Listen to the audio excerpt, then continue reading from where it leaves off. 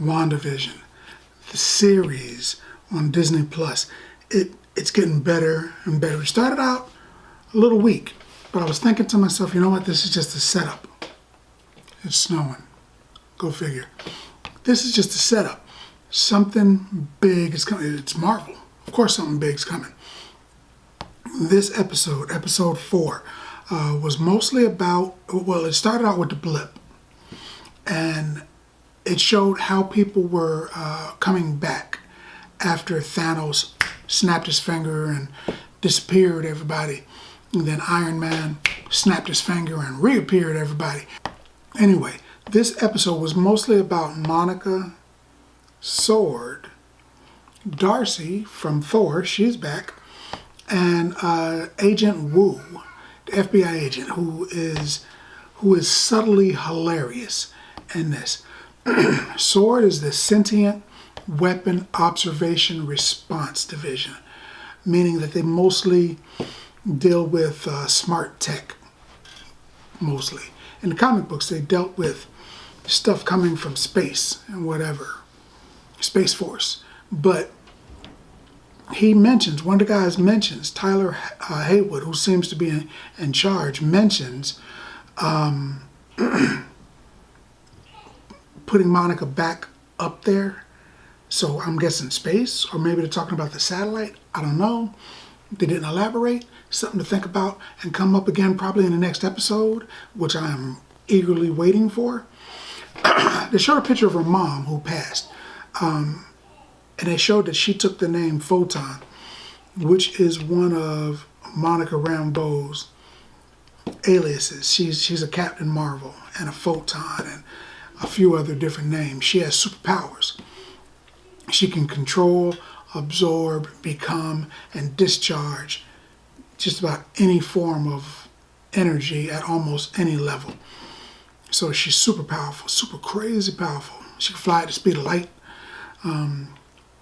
Anyway, this is a missing persons is what gets her sent out there. She's like a government agent, but she's sent on a missing person. She don't want to go, she doesn't understand it. But when she gets there, she finds out Agent Wu is there, and he tells her it's not a missing person. Man, it's missing town, because everybody's gone. And almost nobody remembers this place. And, you know, I don't know why I do, but I do. So she wants to investigate. And she can see, when she gets close enough, she can see the energy, which I'm assuming, you know, Agent Wu couldn't see at first. But she can see it, maybe due to her powers. Maybe she already has them. Maybe that's why she's always up there, because she can fly. Maybe not. I'm not sure yet. But she can see the energy. She touches it, bam, gets sucked into it. That's got to suck. When she comes in, she's Geraldine, part of the show. Darcy, again from Thor, gets sent there, and Darcy figures out that it's sending out radio waves, or broadband, or whatever. You can pick it up on a TV, old school TV, one of the big ones, not a flat screen. So she brings the TV in, and now they can view what's happening, which is why at the end of the first episode, they're like, Wanda, what's going on? Who's doing this to you? And they're looking at the TV, because Sword has figured out through Darcy how this whole thing can be viewed inside the field. So they're checking that out. But she walks through the field once, Monica, and then she's ousted from the field. So she went through it twice. That also could be how she got her superhuman abilities. I don't know, they haven't explained it yet. It's definitely not like the comic book. For some reason, the field is in a hexagon shape. I've got some theories about that. We'll talk about it later. The town folk know, at least some of them subconsciously, and some of them outright know that they're being manipulated.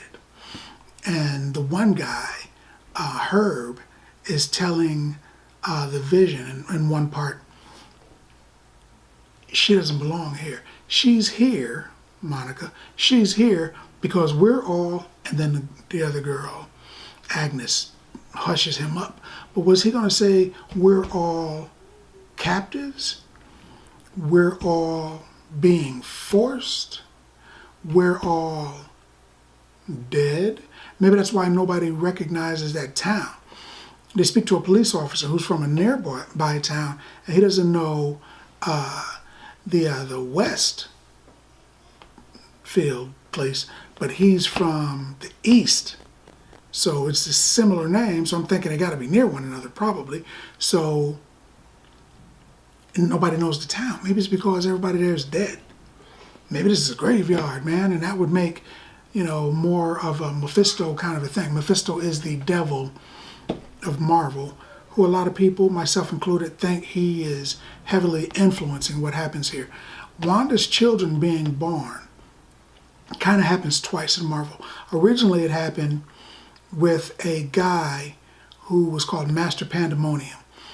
And her children, he thought, were shards of his soul. There's a big hole in his chest. He had the power to control demons. And he was told, again by Mephisto, that he could find the shards of the 5 shards to make up his heart or his soul, and he'd be whole again.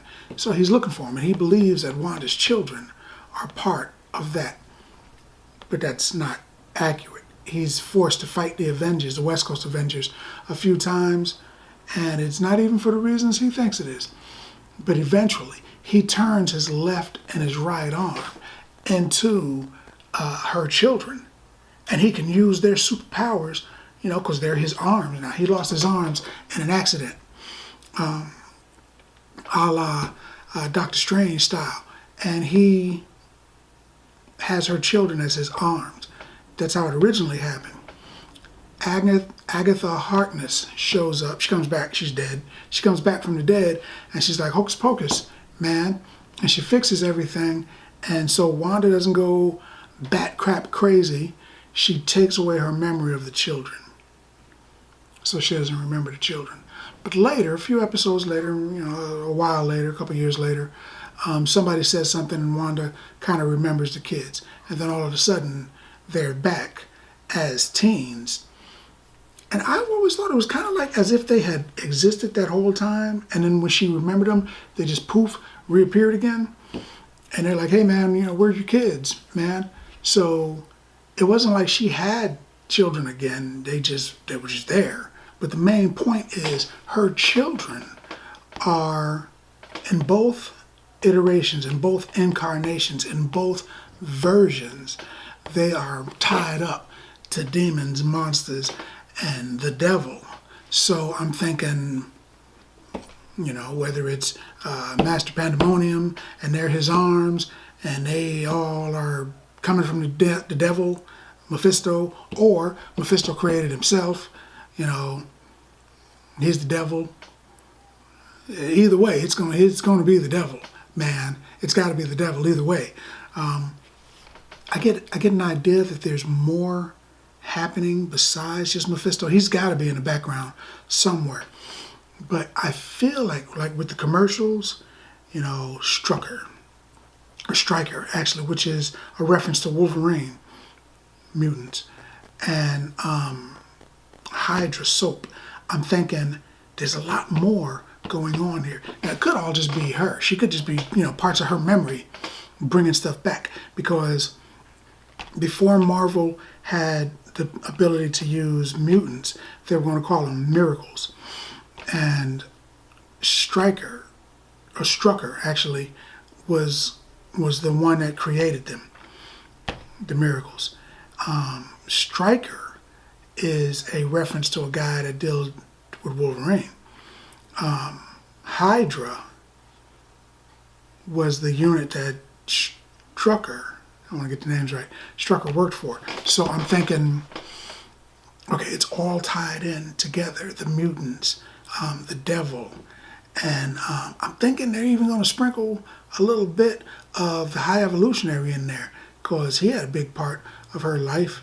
There's a lot of things happening, a lot of moving parts. It's getting more and more interesting. With this episode, it lets you know, hey man, something's going on. Oh, I'm invested. There's a lot of things that happen also that I want to look up and see if my theories are correct. There's 2,892 people in the town. That number must stand for something. They said it. The guy, Tyler Haywood, the boss of Sword, the guy that's in charge of Sword, his room, his office is number 101. I got to look that up. That might be the first episode or issue where she showed up in Spider-Man. I got to check that out too. I'm not sure. I don't remember. I've got the book. I got to look at it. This was a good episode. In fact, this episode was so good that I'm going to give this 8 bags of popcorn. 8 bags of popcorn, because that's what I think about that. Have you seen that episode?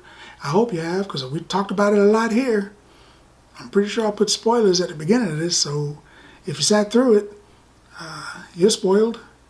Like a 3-year-old rich kid. Anyway, now that you've seen the episode, I hope that you liked the video. And if you did, please like, share, and subscribe. Popcorn passport. Get your popcorn passport.